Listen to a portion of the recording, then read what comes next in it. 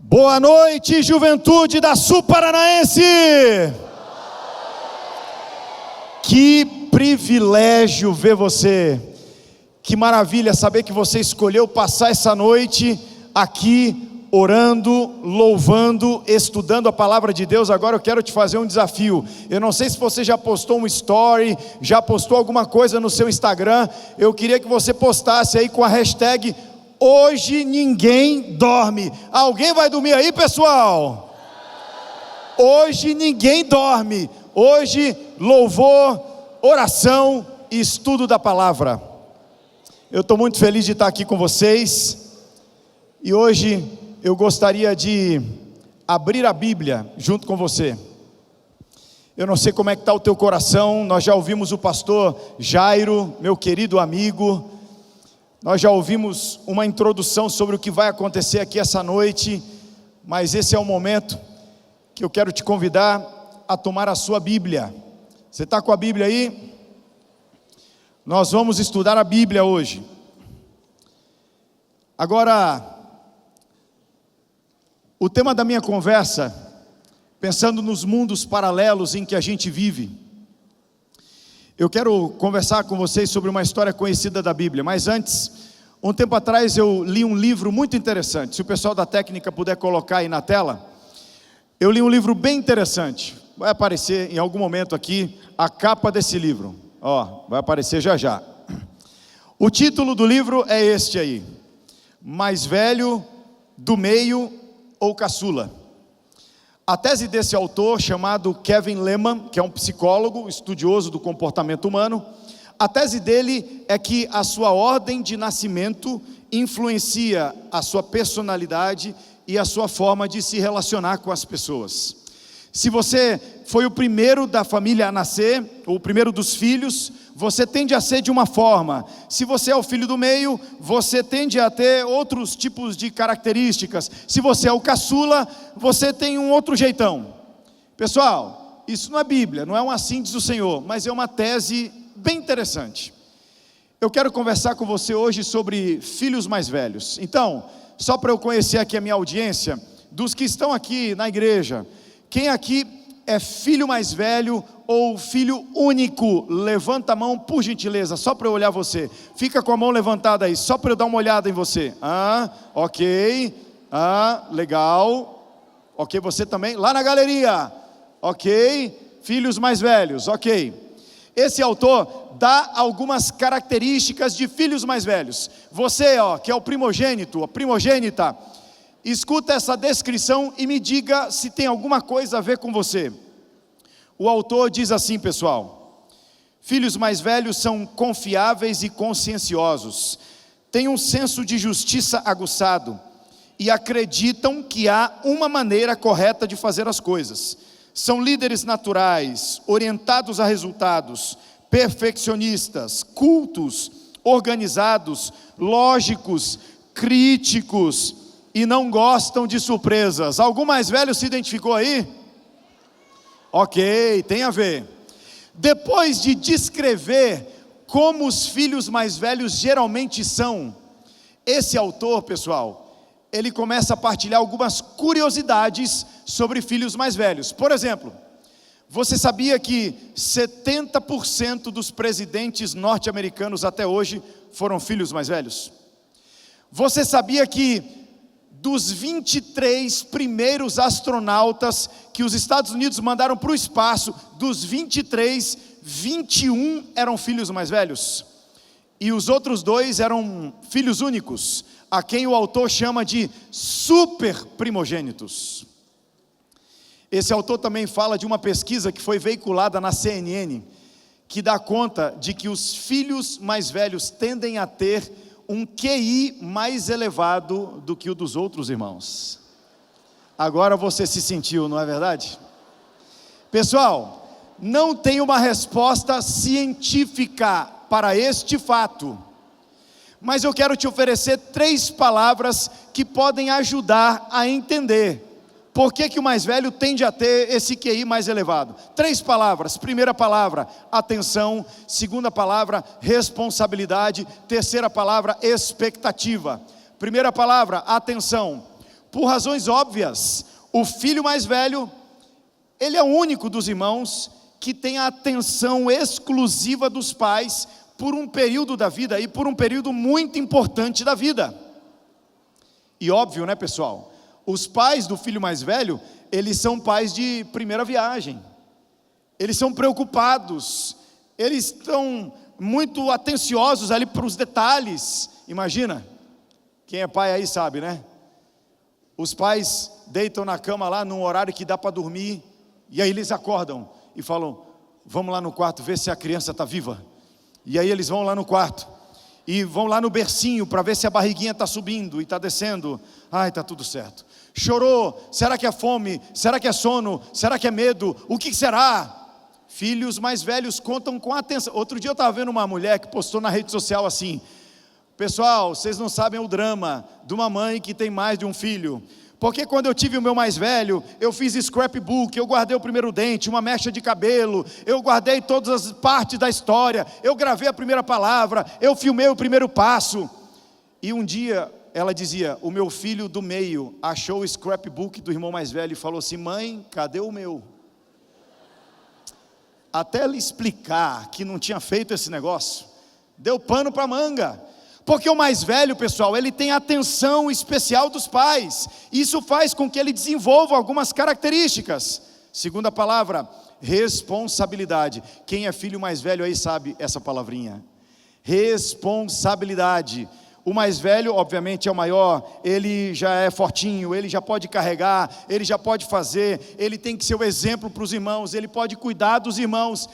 Ele passa a desempenhar tarefas que os outros irmãos não desempenham. Ele tem responsabilidades que os outros não possuem. Por isso ele desenvolve algumas coisas. E a terceira palavra, expectativa. Quem é pai aí vai entender. Quando os pais recebem um bebezinho nas mãos, um menininho, uma menininha, mesmo que inconscientemente, eles depositam sobre aquela criança todos os seus sonhos.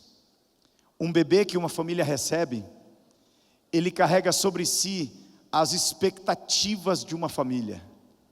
Um bebê, o filho mais velho, é a materialização do futuro daquela família. Mesmo que os pais não consigam organizar assim o pensamento, eles sonham que aquele menino, aquela menina, vá mais longe do que eles foram, tenha coisas que eles não tiveram, se torne algo que eles não puderam ser. Atenção, responsabilidade, expectativa. Eu estou falando um monte de coisa legal aqui de filho mais velho, é só para preparar o seu coração para o que vem depois. Porque o autor, pessoal, ele também fala dos efeitos colaterais, dessas características positivas que o mais velho tem. Ele é organizado, ele é culto, ele é líder. Mas olha o que ele continua dizendo, palavras ainda desse autor: os mesmos traços e habilidades que permitem que o filho mais velho seja bem sucedido no trabalho, na igreja ou em outras organizações, esses mesmos traços vão trabalhar contra o filho mais velho nas suas relações pessoais íntimas. Ei, você sabia que o maior índice de divórcio é entre filhos mais velhos? O autor sugere algumas combinações ideais para casamento. Quem está solteiro aí, recebe essa bênção, vaso. E pessoal, isso aqui não é assim, diz o Senhor não, viu? É uma tese, mas é interessante. Ele diz que a melhor combinação para casamento é um mais velho com um mais novo. Glória a Deus, né? Ela é mais velha, né? Ok. E ele fala, pessoal, que a combinação mais desafiadora, ele chama de explosiva, é um mais velho casando com outro mais velho. Irmãos, a minha esposa está bem aqui no primeiro banco, dá uma luazinha, amor. A Melina e eu somos filhos mais velhos, orem por nós. Estou brincando, mas orem mesmo, viu? Porque, pessoal, o filho mais velho é crítico, é exigente, ele exige muito de si, mas ele se acostumou tanto a exigir de si mesmo, que ele passa a exigir dos outros. Ei, Eu queria transformar agora essa igreja, esse auditório inteiro aqui, em um auditório composto exclusivamente por filhos mais velhos. Você pode ser o do meio, pode ser o caçula da família, mas aqui, hoje, eu quero que você ouça minhas palavras a partir de agora, como filho mais velho. Você está dentro desse lugar que a gente chama a casa de Deus, a casa do Pai. Por favor, me ouça agora, como filho mais velho. Eu quero ler com você, na sua Bíblia, no Evangelho de Lucas, capítulo 15, a história mais conhecida sobre um filho mais velho. Nós não sabemos nem o nome do rapaz, mas Jesus contou uma história sobre um filho mais velho. Lucas capítulo 15, a partir do verso 25. Você está com a Bíblia, por favor, abra comigo ou acesse comigo. Lucas capítulo 15, verso 25, a Bíblia diz assim: Ora, o filho mais velho estivera no campo, e quando voltava, ao aproximar-se da casa, ouviu a música e as danças. Chamou um dos criados e perguntou-lhe o que era aquilo. E ele informou: veio teu irmão, e teu pai mandou matar o novilho cevado, porque o recuperou com saúde. Ele se indignou e não queria entrar. Saindo, porém, o pai procurava conciliá-lo, mas ele respondeu a seu pai: há tantos anos te sirvo, sem jamais transgredir uma ordem tua, e nunca me deste um cabrito sequer para alegrar-me com os meus amigos. Vindo, porém, este teu filho, que desperdiçou os teus bens com meretrizes, tu mandaste matar para ele um novilho cevado. Então lhe respondeu o pai: meu filho, tu sempre estás comigo, tudo que é meu é teu. Entretanto, era preciso que nos regozijássemos e nos alegrássemos, porque este teu irmão estava morto e reviveu, estava perdido e foi achado. Até aqui. Você sabe o contexto em que Jesus contou essa história? Ele estava comendo com publicanos, com pecadores. Lá fora da casa, líderes religiosos, escribas, que investigavam a vida de Jesus, que tentavam flagrar Jesus em algum deslize, em algum tropeço. Eles estavam do lado de fora da casa, acusando, apontando, como é que podia ser o Messias, esse que se assentava para comer com pecadores. A história me sugere que Jesus se levanta e vai até como se fosse a porta da casa.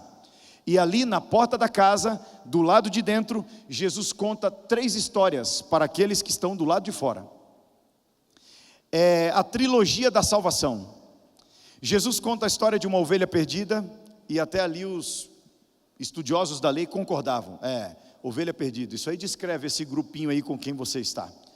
Jesus conta a história de uma moeda perdida, e até aí eles continuam concordando, é isso mesmo. Jesus fala de um filho perdido, e eles continuam concordando, mas aí Jesus introduz esse outro personagem, um filho mais velho. Agora a história é sobre eles. Você consegue ver na história que Jesus contou, desse primogênito, pessoal, me ajuda, alguma característica positiva de filho mais velho? Ele tem. Nessa história, você vê características positivas de um filho mais velho? Nesse aqui que Jesus falou na parábola? Ele era como, pessoal? Ele era fiel, responsável, trabalhador, disciplinado, era tudo isso daí. Ele era disciplinado, ele era muito esforçado. Você percebeu alguns detalhes na história? A história diz que quando ele voltava para casa, tinha uma festa acontecendo, a luz estava acesa, pessoal. Ninguém liga a luz 3:30 da tarde, já era noite. Aquele garoto que era o herdeiro da fazenda está voltando para casa, depois de o expediente acabar. Você percebeu que já tinha um funcionário na casa, ele volta para casa depois do funcionário? Ele era esforçado, laborioso, confiável. O pai dava a chave da propriedade na mão daquele menino. Ele era trabalhador. Eu imagino que as mães da vizinhança falavam assim umas para as outras: se a minha garota namorasse esse rapaz, hein? Daria um belo de um casamento. Garoto bonitão, rico, trabalhador, bem educado. O texto também me permite concluir que ele era bem relacionado, porque a uma certa altura ele disse para o pai assim: se o senhor me desse um cabrito, eu ia fazer um churrasco, e no meu churrasco ia ter um monte de gente, porque eu tenho amigos. Ele era bem quisto pela sua comunidade, ele gozava de um bom conceito das pessoas que moravam nas vilas vizinhas, ou na sua comunidade. disciplinado, correto, laborioso, confiável, reconhecido. Esse é o filho mais velho. Mas, pessoal, a história também me revela alguns problemas graves que ele tinha. Pelo menos 3. Primeiro, ele tem uma visão errada de si mesmo. Ele vai conversar com o pai e não demora muito, e ele já arranja uma oportunidade de apresentar a sua ficha de trabalho. Eu te obedeço, eu cumpro as tuas ordens, eu nunca desobedeci uma ordem tua sequer. Será? Ele é vaidoso, ele é autocentrado, e ele se entrega, ele obedece o pai porque ele quer coisas do pai. Ele tem uma visão exagerada, uma visão desequilibrada, uma visão errada de si mesmo. Segundo, ele tem uma visão errada sobre o pai. Pessoal, ele acha o pai injusto, ele olha aquele negócio, quando ele vê uma festa acontecendo, ele não entende. Não tinha que ter festa, tinha que ter uma reunião de família. Aquele garoto que voltava tinha que receber um sermão. Como é que pode? Vai embora sem dar satisfação e volta agora como se nada tivesse acontecido. Ele acha o pai injusto, porque com aqueles símbolos de colocar sandálias nos pés, um anel no dedo, uma roupa nova, o pai estava reintegrando o seu irmão novamente como herdeiro. Ele acha isso uma coisa muito injusta. Ele não entende as razões do pai para dar uma festa, porque ele não entende o amor do pai. Ele está muito ocupado lá entre os funcionários ou entre os animais da fazenda. Ele está muito ocupado trabalhando, mas ele não consegue sentar à mesa e olhar nos olhos do pai. Ele não consegue entender os sentimentos do pai. Ele não consegue perceber o amor do pai. Agora, além de ter uma visão errada sobre si mesmo, sobre o pai, ele tem uma visão errada sobre o seu irmão. Você viu no texto, né? Ele não tem nenhum constrangimento em dizer: esse teu filho que gastou os teus bens com meretrizes. Pessoal, vocês sabem que isso não está escrito em nenhum lugar na Bíblia, né? Como é que aquele rapaz gastou o dinheiro? Não está escrito na Bíblia. Tem 2 possibilidades para esse mais velho ter chegado a essa conclusão. A primeira possibilidade: fake news não é um privilégio da nossa época, né? Naquela época também existia fofoca. Alguém viu uma postagem esquisita do rapaz, viu que ele estava num lugar diferente, alguém encontrou ele lá dentro de uma festa, um fala para o outro, que fala para o outro, e chegou até a casa do pai. Essa é uma possibilidade. E aqui eu faço um parêntese. Que vergonha a nossa disposição de contar e recontar as histórias dos outros. Algumas delas que nós não somos testemunhas, e nos deliciamos em até exagerar as histórias que ouvimos uns dos outros. Fecho o parêntese. Uma possibilidade é a fofoca, mas a outra possibilidade, e a essa eu me apego: por que o mais velho acha que o mais novo gastou o dinheiro assim? Pessoal, eles eram irmãos, eles partilhavam o mesmo sangue, eles cresceram juntos.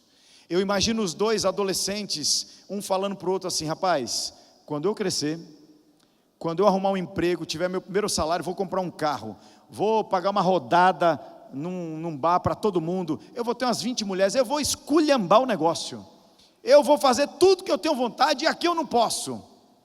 Eles eram irmãos, eles eram muito parecidos, e talvez o mais novo é um pecador confesso, e o mais velho um santo hipócrita. Eu não sei se você vai concordar comigo, mas nesta pressa que o mais velho tem em acusar o mais novo, eu encontro uma verdade. Eu não sei se você vai concordar comigo, mas eu aprendi, presta atenção, que cada acusação carrega consigo uma confissão. Para mim, aquele mais velho é ligeiro em acusar o mais novo, porque talvez as coisas que o mais novo faz lá fora, ele também faz na casa do pai. Lá fora, o mais novo é um pecador confesso. Aqui dentro, o mais velho é um santo hipócrita. Talvez as mesmas coisas das quais ele acusa o seu irmão, são as coisas que ele faz na casa do pai. A gente costuma acusar as pessoas de coisas que a gente é capaz de fazer. a gente costuma criticar com muita veemência nos outros pecados que nós carregamos em segredo. Eu era pastor em Brasília, no começo do meu ministério. Nos 3 primeiros anos eu pastoreei a igreja central, eu era pastor jovem da igreja central de Brasília. E uma das coisas que eu mais gostava era quando terminava o sábado e a gente ia tomar um lanche, jantar em algum lugar com a juventude, era muito bacana. Um sábado desses, um garoto falou assim: pastor, hoje é aniversário do fulano, e a gente vai comemorar lá no restaurante tal, assim assado, você pode ir? Falei, claro. Terminou a comissão da igreja, eu tirei a gravata, tirei o paletó e fui até o restaurante. Quando eu cheguei lá, o garçom falou: o senhor é o pastor? Falei, sou. Ó, a rapaziada está lá em cima, é só pegar a escada e subir, beleza. Pessoal, quando eu estava indo pegar a escada, eu não sei se você sabe, mas cada pastor tem um detector, né? Presença de irmãos da igreja. E o meu detector soou o alarme. Tinha 2 jovens da igreja assim, sentados numa mesa. Eles não estavam na festa, mas eu fui lá falar com eles, eu era pastor deles. Quando eu fui chegando perto deles assim, feliz semana, e como é que vocês estão? Eles não conseguiram disfarçar um incômodo com a minha presença. Eu percebi que eles não estavam muito, afim da minha presença, mas eu não estou nem aí. Dei um abraço, beijei, falei feliz semana, mando um abraço para os seus pais, e tchau. Quando eu fui virando para ir para a escada e subir para a festa, quando eu fui virando, o meu outro detector pastoral acionou. Líquido, presença de líquido na mesa, teor alcoólico. Quando eu percebi, sabe o que eu fiz, pessoal?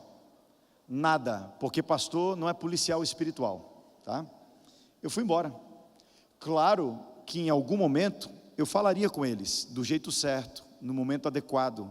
Esse é um tema sério. Mas eu fui embora. Acontece que no outro dia de manhã, lá no Facebook, o mais velho me mandou uma mensagem.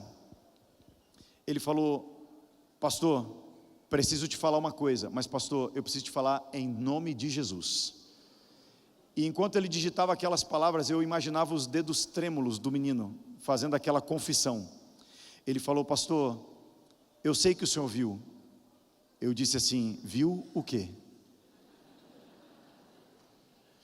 Ele disse: pastor, eu sei que o senhor viu, a gente estava bebendo, pastor, o senhor viu. Agora, pastor, eu estou te escrevendo em nome de Jesus. Pastor, me peça o que o senhor quiser, mas só não conte para o meu pai. Pastor, eu limpo a igreja. Pastor, eu faço a recepção. Pastor, me peça qualquer coisa, só não conta para o meu pai. Pastor, se o senhor contar para o meu pai, ele me tira o carro, ele me tira o telefone. Pastor, talvez ele me tire a vida. Pastor, não conta em nome de Jesus. E eu disse: filho, não se preocupa com o pastor, é você e Deus. Se o pastor não tivesse visto, estava tudo certo. É você e Deus. Eu amo você, eu quero que você tenha um futuro lindo, mas isso é entre você e Deus. Juventude da Sul Paranaense, tem muita gente vivendo vida dupla. Tem muita gente entrando e saindo de cultos, entrando e saindo de programas, mas vivendo vidas secretas. O pastor não está vendo, a namorada não está vendo, o ancião não está vendo, o líder dos jovens não está vendo, ninguém está vendo. Tem gente dentro da casa do Pai, vivendo uma vida dupla, vivendo muitas personalidades, mas parece que enquanto ninguém vê, enquanto ninguém sabe, enquanto é secreto, está tudo certo. Aquele filho mais velho tinha uma visão equivocada do seu irmão, talvez uma projeção da vida que ele vivia em secreto, mas dos erros que ele cometeu, aqui está o principal. Na cultura judaica, o filho mais velho tinha um papel importante a desempenhar. Ele era um líder do clã.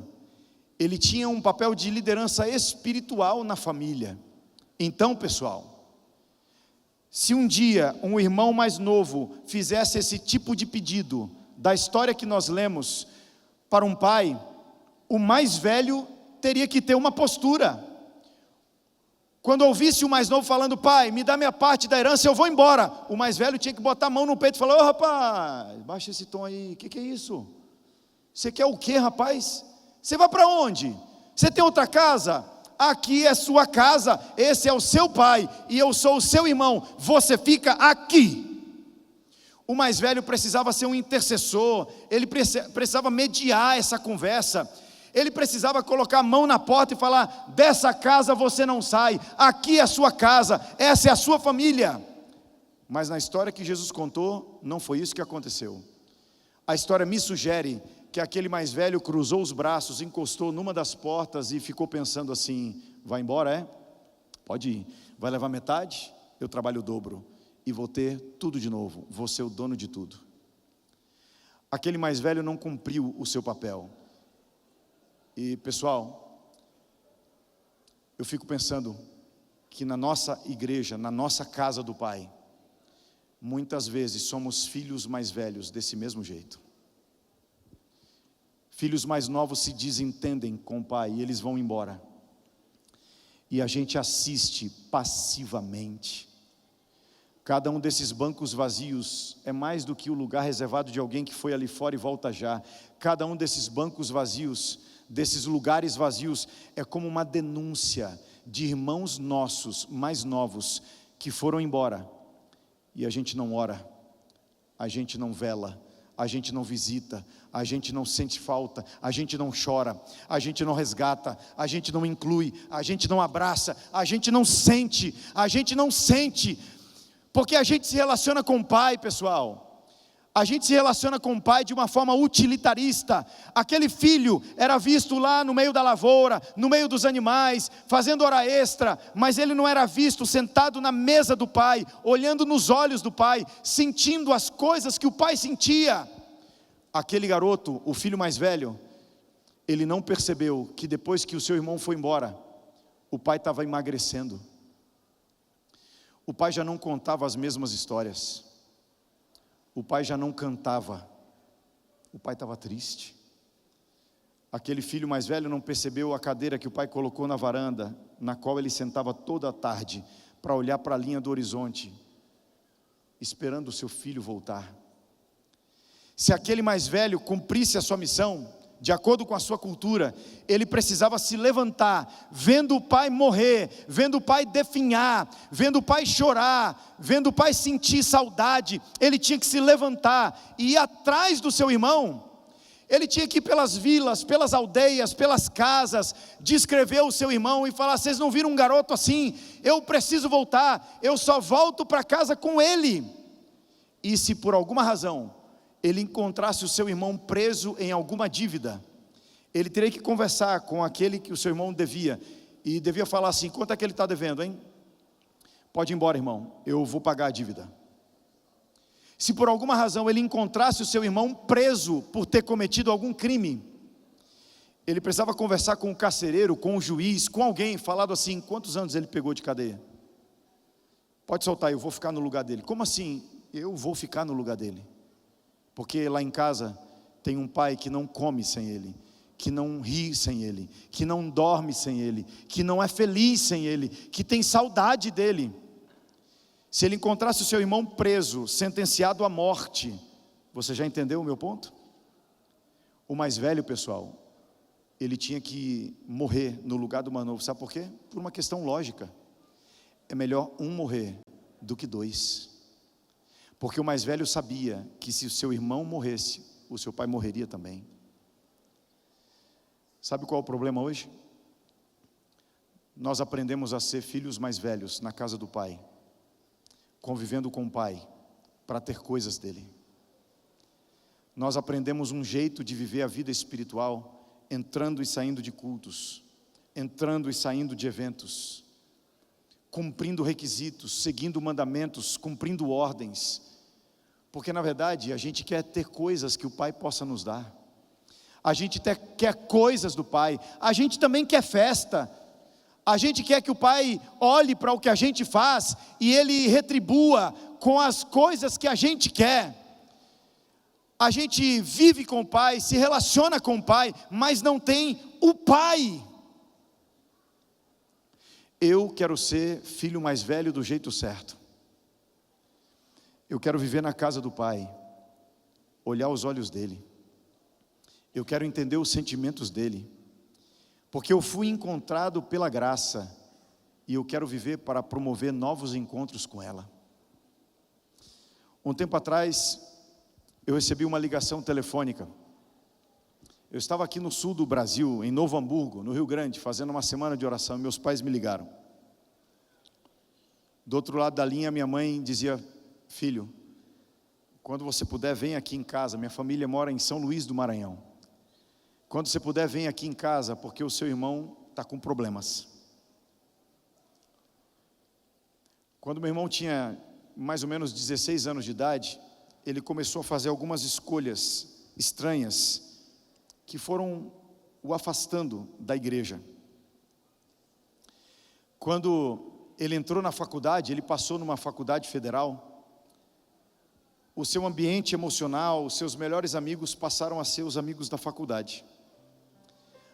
Foi lá na faculdade que ele bebeu o primeiro gole de bebida. Lá na faculdade, o meu irmão começou a usar algumas coisas. Ele foi se afastando.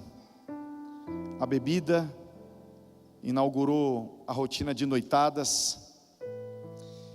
E a minha mãe e meu pai só oravam. Eles brigaram, eles discutiram, aconselharam, mas chegou um momento que só oravam. A minha mãe ia toda madrugada para a sala da casa e ajoelhava na beirada do sofá, ficava orando pelo meu irmão. Ficava na sala também porque queria ver o horário que ele voltasse.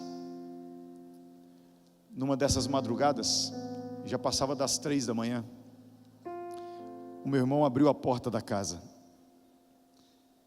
A minha mãe olhou para ele, os olhares se cruzaram e nenhum dos dois conseguiu dizer nenhuma palavra. Eles já não tinham mais o que dizer, eles começaram a chorar. Meu irmão sentou no sofá do lado da minha mãe e pela primeira vez ele disse assim para ela: mãe, eu preciso de ajuda, eu acho que eu sou um alcoólatra. Foi aí que minha mãe me ligou. Eu estava lá em Brasília, eu já era pastor há uns 6 anos, e do outro lado da linha, ouvindo aquelas palavras, eu peguei o primeiro voo que eu pude, eu fui lá para São Luís. Eu parei um carro na porta da casa dos meus pais, entrou o meu irmão, entrou a minha irmã, e eu fui conversar com eles dois. Eu disse: mano, larga o seu emprego, larga as coisas aqui, você vai morar comigo. Sabe por quê, pessoal? Porque eu sou pastor, e eu vivo a vida para pregar para as pessoas, para tentar abençoar as pessoas, para tentar salvar pessoas, para ver o destino de pessoas sendo alterado. A minha alegria é ver pessoas sendo salvas, e o meu irmão se perdendo. A história é mais longa e aconteceram vários milagres. O meu irmão foi transferido da Infraero lá de São Luís para a Infraero em Brasília. Ele foi promovido, ele passou a morar comigo. Quando meu irmão chegou na minha casa, eu falei assim: mano, não sei se você sabe, mas casa de pastor parece tipo uma igreja. Aqui tem culto todo dia. E ele chegou bem na época da Semana Santa e tinha culto todo dia mesmo, porque na minha casa era um pequeno grupo. Mas eu acho que quando meu irmão se mudou para lá, ele recebeu aquela oportunidade como uma espécie de folha em branco para escrever uma nova história. Meu irmão ia comigo para todos os cultos. Até que chegou o mês de junho e eu fui fazer uma semana de oração lá na minha igreja. Eu era meio doidão, eu fazia a semana de oração à noite e de madrugada. O meu irmão disse: mano, posso ir com você? Eu disse: claro. Naquela primeira madrugada, às 5:30 da manhã, eu introduzi o culto dizendo: irmãos, agora a gente vai se dividir em duplas, e um vai dizer para o outro o que você quer que Deus realize na sua vida essa semana. Os irmãos se dividiram em dupla e ficamos meu irmão e eu. Ele olhou para mim, eu perguntei para ele: mano, o que você quer de Deus essa semana? Ele me falou assim, pessoal: mano, eu acho que eu não tive coragem de te dizer isso ainda, mas hoje eu não sei se eu acredito em Deus. Aquelas palavras rasgaram meu coração em 1000 pedaços, porque nós crescemos na mesma casa, nós estudamos na mesma escola, nós amamos a mesma Bíblia. O meu irmão disse: eu já não sei se Deus existe, mas se Ele existe, eu vou vir aqui todas as madrugadas essa semana, porque essa é a última chance que eu dou para Ele fazer alguma coisa na minha vida. Você imagina como eu preguei aquelas madrugadas? Eu pregava, eu orava, eu jejuava, eu clamava a Deus, eu pedia pela alma do meu irmão, pela salvação do meu irmão. Os meses se passaram e mais à frente houve um evangelismo lá em Brasília. Era um domingo à noite e meu irmão falou: mano, posso ir contigo? Eu falei: pode. A gente foi para a igreja, tinha um pregador lá na frente, estava cedo, a igreja estava vazia. Eu fui lá na frente conversar com o pastor que ia pregar, e eu disse: pastor, deixa eu te contar uma coisa, não é para você fazer nada, tá? Mas eu só queria que você soubesse que aqui hoje à noite tem alguém muito especial, meu irmão vai ouvir você pregar. Não é para você fazer nenhum apelo, por favor, eu sei como pastor é. Só saiba que aqui tem alguém que vai ouvir a sua mensagem. O pastor pregou um lindo sermão, fez um apelo no final, as pessoas vieram à frente, os pastores vieram à frente, e quando eu pensei que ele ia fazer oração, ele disse assim: mas aqui hoje à noite ainda tem uma pessoa que precisa aceitar esse apelo. Até aí tudo bem, né? Pastor Bulhão fazia isso aos montes. Falou assim: é o irmão de um pastor. Eu falei: ai meu Deus. Falou: e o nome é Cláudio. Ai, é o meu mesmo, é o meu. O meu irmão estava no último banco desse lado direito, ele devia estar no celular. Quando falou: é o Cláudio, ele falou: você está longe de Deus, eu queria que você viesse aqui, porque hoje é o dia de você voltar para Deus. Ai Jesus, tanta oração, tanto jejum, esse pastor vai... Ai. Pessoal, meu irmão levantou e veio, meu emprego estava em risco, não é verdade? Ele veio andando, quando chegou na frente, o pastor pegou uma beca batismal e disse assim: você aceita se rebatizar e voltar para Jesus? Meu irmão, beca batismal na mão. O culto acabou, nós entramos no carro, eu não falei uma palavra sequer, estava orando, fomos dormir. No outro dia, segunda-feira, 6 da manhã, por essas coisas da tecnologia, lá do quarto dele, o meu irmão me manda uma mensagem, 6 da manhã, e ele diz: mano, você pode fazer o meu batismo sábado que vem? Sábado que vem era o meu aniversário, e o maior presente que eu já recebi de Deus foi ter visto o meu irmão nascer e também ter visto o meu irmão renascer. Eu batizei o meu irmão. Eu quero ser um filho mais velho do jeito certo. Será que alguém veio aqui essa noite para essa vigília e precisa tomar uma nova posição no mundo espiritual? Será que tem alguém aqui hoje à noite que está vivendo na casa do Pai, que está obedecendo regras do Pai, mas que não está entendendo a frequência, o sentimento, as batidas do coração do Pai? Será que tem alguém aqui hoje à noite que precisa dizer: Senhor, eu cansei de me relacionar contigo para ter coisas do Senhor, eu quero aprender a te amar de verdade, eu quero saber as coisas que há no teu coração, eu quero te amar, Senhor. Eu já fui encontrado pela graça, agora eu quero viver para promover novos encontros com ela. Será que tem algum filho mais velho que precisa hoje à noite dizer: Senhor, aqui está minha vida, o Senhor pode me enviar, eu vou atrás de algum filho mais novo que precisa ser encontrado pelo Senhor. Me leva para quem o Senhor quiser, me leva aonde o Senhor quiser, me coloca nos lugares que o Senhor quiser, porque eu vou buscar, salvar, resgatar meus irmãos que precisam se sentar de novo nessa mesa. Será que alguém teria coragem de dizer: Senhor, conta comigo, eu quero ser filho mais velho do jeito certo. Eu queria ver sua mão levantada, eu queria ver sua mão erguida. Esse é um gesto simples, mas é um gesto eloquente para o céu. Eu quero fazer uma oração por você, querido Pai. Aqui estão as nossas mãos, Pai, erguidas na direção do céu. Nós estamos dentro da tua casa, nós escolhemos viver uma noite diferente. Hoje ninguém dorme, hoje a gente vai ficar na tua presença, Pai, para receber o recado do Senhor. Nós não queremos sair daqui do mesmo jeito que aqui nós entramos. Nós queremos ser filhos mais velhos do jeito certo, Pai. Coloca em nossa mente agora rostos, nomes, endereços, números de telefone. Coloca em nosso coração, em nossa memória, Pai, pessoas que talvez só precisam de um convite, só precisam de uma mão estendida, só precisam de um abraço, só precisam de uma afirmação de que é possível recomeçar. Conta com essas mãos, Pai, elas são agora tuas, para a glória do teu nome, para a salvação de muitos, em nome do Senhor Jesus, amém, amém.